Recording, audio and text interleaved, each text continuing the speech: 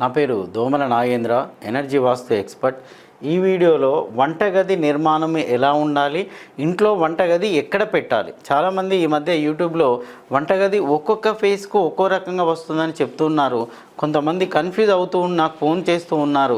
కాబట్టి వారి కోసమని ఈ వీడియో చేస్తూ ఉన్నాను.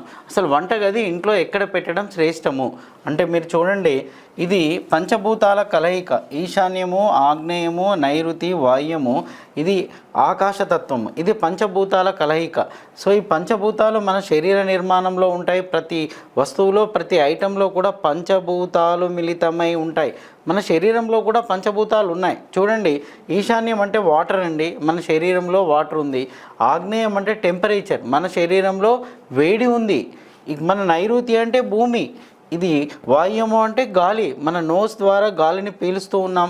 మన శరీరంలోకి ఒక గాలి శ్వాస రూపంగా వెళుతూ ఉంది. సో ఇది నిర్మాణమే ఇల్లు.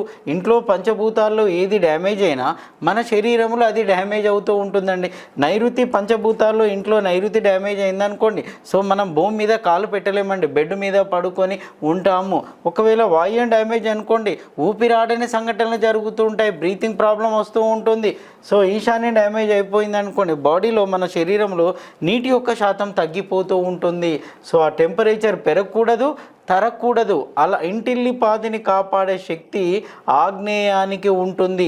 అలాంటి ఆగ్నేయము ఇంట్లో ఏ ప్రాంతంలో పెడితే మంచి ఫలితాలు వస్తూ ఉంటాయి. కొంతమంది చెప్తూ ఉన్నారు, సౌత్ ఫేసింగ్ అనుకోండి, మీకు మీ ఇంటికి ఈ కుడి చేతి దిక్కు కిచెన్ పెట్టమని చెప్తూ ఉన్నారు. నార్త్ ఫేసింగ్ అనుకోండి, మీ ఇంటికి ఇలా తిరిగినప్పుడు ఈశాన్యం దిక్కు కిచెన్ పెట్టమని చెప్తూ ఉన్నారు. ఒక్కొక్కరు ఒక్కొక్క ఫేసింగ్ దిక్కు వంటగది పెట్టండి. పురాతన గ్రంథాల్లో ఆ విధంగా ఉందని చెప్పి ఆధారాలు చూపిస్తున్నారు. పురాతన గ్రంథాలను క్రోడీకరించి అనుభవరీత్యా ఆధునిక వాస్తు పండితులు కొన్ని సిద్ధాంతాలను నిర్మించి మనకు ప్రవేశపెట్టారు, కొన్ని నియమాలు చెప్పారు. సో వాస్తు ఆధునిక సిద్ధాంతము ఆ పాత పద్ధతులను, దాంట్లో ఉన్న లొసుగులను తొలగించి ఏవి మనకు సౌలభ్యము, వాస్తు సరళీకృతము సృష్టించడం జరిగింది. సో ఇక్కడ చూస్తే జనరల్ ప్రిన్సిపల్ అండి, పురాతన కాలంలో నుంచి మనకు ఆగ్నేయం దిక్కే ఒక షెడ్ ఉంటుంది. ఇక్కడ ఈ షెడ్ కింద మంట విపరీతంగా మండిస్తూ ఉంటాం మనం. చూడండి, అప్పుడు ఇంట్లో ఎలాంటి సమస్యలు లేవు. కొందరు అడుగుతూ ఉంటారు, సార్ పూర్వకాలం వాస్తు లేదా, ఇంట్లో ఎలాంటి సమస్యలు లేవు అంటే, ఇక్కడ ఆగ్నేయంలో వారికి తెలియకుండానే ఒక చిన్న షెడ్, ఒక చిన్న గది నిర్మించి ఇక్కడ కిచెన్ పెట్టేవారండి. అక్కడ కట్టెల పొయ్యి మీద మంట విపరీతంగా మండుతూ ఉండేది. సో ఆగ్నేయ దోషం ఇంటిల్లిపాది మొత్తాన్ని తీసేస్తూ ఉండేది. దాని మూలంగా ఇంట్లో ఉన్న గృహిణి చాలా హ్యాపీగా ఉండేది. ఇంటికి సంబంధించిన అమ్మాయిల జీవితాలు కూడా చాలా బ్రహ్మాండంగా ఉండేటివి. కారణము ఆగ్నేయం ఆ దోషాన్ని మొత్తాన్ని తొలగిస్తుంది. ఇల్లు చిన్నది, మంట పెద్దది. ఇప్పుడేమైపోయింది, కాలక్రమేణా ఇల్లు పెద్దదిగా మారిపోయింది, మంట చిన్నగా మారిపోయింది. కొన్నిళ్ళల్లో వంట చేయడం కూడా మానేశారు. సో దీంతో ఏమవుతుంది, ఆగ్నేయ దోషం వచ్చేస్తుంది. ఇల్లు ఎంత పెద్దగా ఉన్నా ఇంట్లో ఉన్న నెగిటివ్ ఎనర్జీని తీసేసే శక్తి ఆగ్నేయానికి ఉంది. అలాంటి ఆగ్నేయాన్ని మనం రోజు రోజుకు డ్యామేజ్ చేసుకుంటున్నాము. ఏ విధంగా డ్యామేజ్ చేస్తున్నామో మీరు చూడండి. ఫస్ట్ మీకు చెప్పేది, కిచెన్ ఎక్కడ ఉండాలి అంటే 100% ఆగ్నేయంలోనే ఉండాలి అండి. ఎవరు ఎన్ని చెప్పినా మీరు వినవలసిన అవసరము లేదు. సైంటిఫిక్గా, శాస్త్రీయంగా మీరు ఆలోచించండి. ఆగ్నేయము నార్త్ ఫేసింగ్కి వస్తే ఆగ్నేయం ఇటు రాదండి, సౌత్ ఫేసింగ్కి వస్తే ఇటువైపు ఆగ్నేయం రాదు, ఆగ్నేయం తిరగదనమాట. ఆగ్నేయం ఎక్కడ ఉంటుందో అక్కడే ఉంటుంది, మన ముక్కు ఎక్కడ ఉంటుందో అక్కడే ఉంటుంది. ఫేస్ను బట్టి ముక్కు ఈ స్థానము స్టాండర్డ్, అదేవిధంగా ఈ స్థానం కూడా స్టాండర్డ్. సో దానిలో మార్పు అనేది రాదు. మీరు గమనించండి, ఈ ఆగ్నేయాన్ని చాలామంది ఏం చేస్తున్నారు అంటే, ఈ మధ్య కాలంలో కొత్తగా కడుతున్న వారు చేసే విధానం ఎలా ఉంది అంటే, ఓపెన్ కిచెన్ అని, మాడ్యులర్ కిచెన్ అని, యూషేప్ కిచెన్ అని, ఐలాండ్ కిచెన్ అని, రకరకాల పేర్లతోటి కిచెన్ను చాలా అందంగా తయారు చేసుకుంటున్నారు. చూడగానే ప్రతి గృహిణి ఇష్టపడుతుంది, మీ ఇంట్లో కిచెన్ చాలా బాగుందండి, చాలా బాగుంది. ఆఫ్టర్ 11 months తర్వాత ఇంటికి వచ్చిన వారంతా కూడా ఈ ఇంటి గృహిణిని చూడడానికి, పరామర్శించడానికి వస్తూ ఉంటారు, వీళ్ళు అప్పుల పాలవుతూ ఉంటారు. సార్ ఇంట్లోకి వచ్చినాక డెవలప్మెంటే లేదండి, అంతకుముందు చాలా సక్సెస్ ఉండే, ఇక్కడికి రాగానే డెవలప్మెంట్ ఆగిపోయింది అంటే నేను వీళ్ళ ఇంట్లోకి వెళ్ళి ఆ కిచెన్ని చూసి చెప్తూ ఉంటాను, ఈ కిచెన్ మూలంగానే మీ డెవలప్మెంట్ ఆగిపోయింది. సో ఎందుకు కిచెన్ మూలంగా డెవలప్మెంట్ ఆగిపోయిందో మీరు గమనించండి. వాళ్ళు చేసే తప్పిదాలు ఎలా ఉంటాయో చూడండి. ఇక్కడ ఏం చేస్తారంటే ఇది యూ షేప్ కిచెన్ అండి, ఇది యూ షేప్ అంటారు. అంటే నార్త్ వాళ్ళు ఈస్ట్ అండ్ సౌత్కు టచ్ చేస్తూ యూ షేప్లో సెల్ఫ్లు ఇస్తూ ఉంటారు. మరి కింద మాత్రమే కాదండి, పైన కూడా ఇస్తూ ఉంటారు. సో పైన విపరీతంగా బరువు పడిపోతూ ఉంటుంది, కింద విపరీతంగా బరువు వచ్చేస్తూ ఉంటుంది. చూడండి ఇదంతా వెయిట్, ఇవన్నీ కూడా పాత్రలతో కప్పేస్తారు, కుమ్మేస్తారు. సో పైన కూడా కుమ్మేస్తారు. అంటే కిచెన్ అనేది ఒక స్టోర్ రూమ్ తయారు చేస్తారు. ఇంటి మొత్తంలోకి వెళ్ళి అధికంగా బరువు ఇక్కడ క్రోడీకరించబడుతుంది, బరువు పడిపోతుంది. ఇంటి మొత్తంలో చూస్తే ఎక్కడైతే బరువు పడిపోతుందో మీరు చూడండి, ఫైర్ డెవలప్ కాదండి, నిప్పు డెవలప్ కాదు. మనకు నిప్పు డెవలప్ కావాలి, మంట మండాలి అంటే గాలి తోడు కావాలి. సో ఇలా కుమ్మేసిన తర్వాత ఇన్ని బరువులు వేసిన తర్వాత గాలి దానికి తోడు కాదు. దానివల్ల ఏమవుతుంది అని అంటే ఆగ్నేయ దోషం ఆ ఇంటికి వచ్చేస్తూ ఉంటుంది. మరి ఇంత బరువులు పడ్డవారు ఎన్నిసార్లు వంట చేస్తూ ఉన్నారు, ఎన్నిసార్లు ఫైర్ డెవలప్ చేస్తున్నారంటే అది ఉండదు సుమా. మొత్తం మనకు ఫంక్షన్స్ అవుతున్నప్పుడు ఒకప్పుడు ఇంట్లోనే ఆగ్నేయ గదిలోనే ఆడవారు అందరూ కూడా ఇక్కడ వంట చేసేవాళ్ళు. సో దానివల్ల ఇంటిల్లిపాది శుభంగా ఉండేటివి, ఇంట్లో గొడవలు ఉండకపోయేటివి. ఇప్పుడు చూడండి ఏమైనా ఫంక్షన్ అవుతే సో కూతుర్లు కానీ కొడుకులు ఇంటికి వచ్చినప్పుడు ఇంట్లో గొడవపడి వెళ్ళిపోయే వాతావరణం కనబడుతుంది. కారణం ఏంటంటే ఆగ్నేయం డ్యామేజ్ అయిపోయింది. శుభాలను ఇచ్చేది ఈ ఆగ్నేయమే కదా, అది హ్యాపీగా లేదు. అప్పుడు ఏమవుతుంది, ఆగ్నేయము డ్యామేజ్ అవుతుంది, మంచి ఫలితాలను ఇవ్వడము లేదు. అందుకే మీరు ఏం చేయండి అని అంటే ఇంత వెయిట్, ఒకవేళ ఇక్కడ ఇంత వెయిట్ వేసారనుకోండి, మాస్టర్ బెడ్రూమ్ కదండి, మాస్టర్ బెడ్రూమ్లో కూడా సెల్ఫ్లు ఉంటాయి.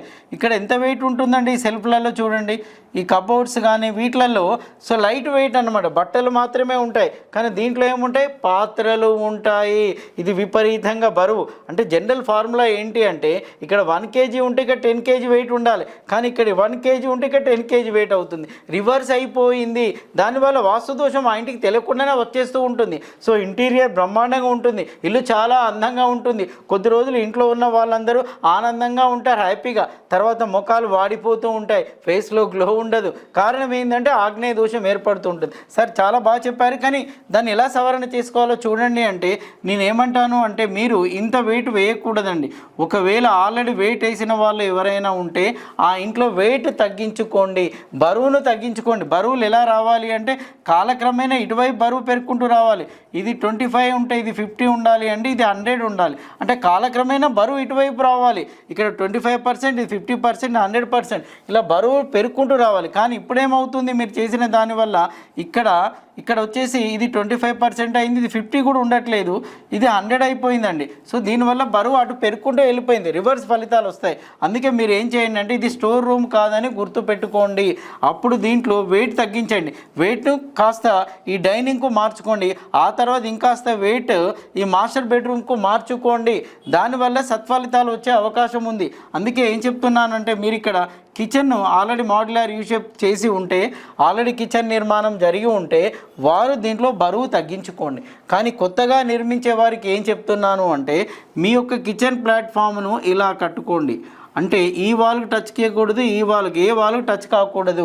దాన్ని వుడ్తో చేసుకోండి, పైన గ్రానైట్ టాప్ వేసుకోండి.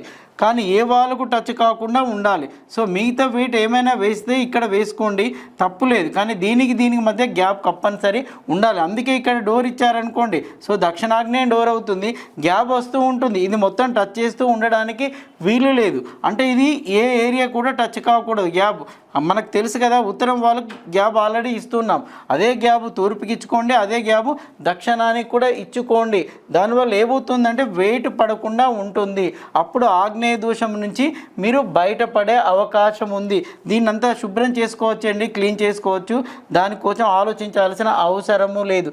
ఇంకొకటి చెప్తాను, తప్పనిసరిగా మార్నింగ్, ఆఫ్టర్నూన్ అండ్ నైట్ వంట చేయవలసిందే. కొన్ని ఇంట్లోకి వెళ్ళినప్పుడు వంట చేయడం తగ్గిపోయిందండి, కాలక్రమేణా స్టవ్ను మంటించడమే తగ్గిపోయింది. దానివల్ల ఆగ్నేయంలో ఫైర్ తగ్గిపోయింది.